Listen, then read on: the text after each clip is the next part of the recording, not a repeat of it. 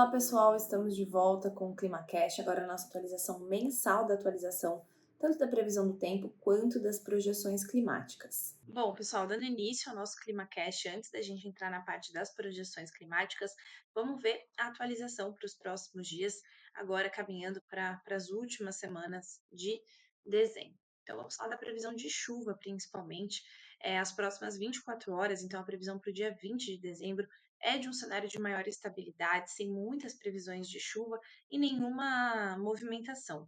Mas nós vamos ver que esse cenário muda. Eu vou até pegar aqui o pointer para vocês acompanharem comigo. Esse cenário muda no dia 21, que apesar de não ter previsão de chuva, também ser um dia de bastante estabilidade no estado, nós já vemos uma movimentação aqui, uma área de baixa pressão vindo da Argentina, que vai passar pelo Uruguai e logo vai trazer chuvas no estado do Rio Grande do Sul. Essas chuvas estão previstas para o dia 22 de dezembro, chegando aqui pela porção sul do estado, com volumes aí relativamente significativos, acima dos 15, 20, 30 milímetros, né, bastante umidade em grande parte da extensão territorial do Rio Grande do Sul, mas esse volume mais intenso se concentra na porção sul e oeste. Região central, norte, pode ter precipitações, mas são mais isoladas em menores volumes, e a porção mais leste e nordeste do estado tende a não receber tantas chuvas. Essa chuva se intensifica no dia 23 de dezembro, principalmente nessas áreas aqui indicadas em vermelho, rosa até, ficando próximo ao cinza, indicam volumes acima de 100, 125 milímetros. Então, tem expectativa de chuvas intensas para o dia 23, também nessa porção mais centro-sul do estado, né, conforme a gente caminha para a região mais central, mais norte, nordeste, esse volume ele existe, mas ele tende a ser menor. Então, apesar do início da previsão ter algumas instabilidades, ela não vai perdurar, vai ter alguma estabilidade, melhor dizendo, ela não vai perdurar por tempo suficiente, porque logo mais uma área de baixa pressão, ou seja, mais uma frente fria, vai atuar e trazer volumes consideráveis para a porção centro-sul do estado. Agora vamos falar um pouquinho sobre as projeções, né? Nós vínhamos acompanhando aqui as condições de laninha, estamos a acompanhar faz um tempo já, né, as condições da variação da temperatura da superfície do mar.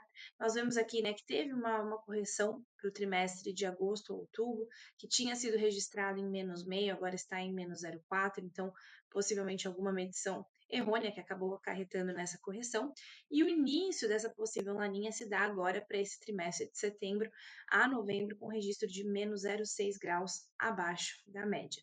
Então, atingiu aqui o limiar necessário para começar o monitoramento, e a tendência, quando a gente olha, né, aqui, é ver que o oceano realmente está mais frio, mas nós vemos uma tendência geral ao longo dos meses que, apesar de que o Pacífico Equatorial está mais frio, né, esteja mais frio, a gente tem observado que o restante do Oceano Pacífico e os outros oceanos estão cada vez mais quentes, né? Então, apesar de estar numa anomalia negativa de -1, essa oscilação, ela ocorre, ela é natural, mas a gente não vê nenhuma queda acentuada para anomalias mais intensas do que essa variação que vem ocorrendo desde setembro.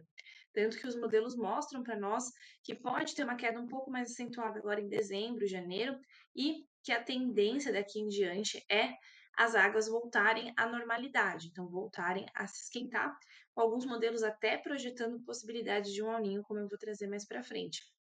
Então, a gente pode ter aí condições do Pacífico mais frias, isso é natural, né? Isso gera alguns impactos na região, mas nós não estamos caminhando para uma laninha tão intensa, nem duradoura e com bastante questionamento a respeito se essa laninha de fato vai se classificar por conta dessa tendência aqui de aumento das temperaturas. Quando nós olhamos em termos de probabilidade, né, o mês aqui, olhando o mês central, dezembro, de fato, tende aqui a registrar uma probabilidade muito alta de se caracterizar uma condição de laninha, acima de 80%.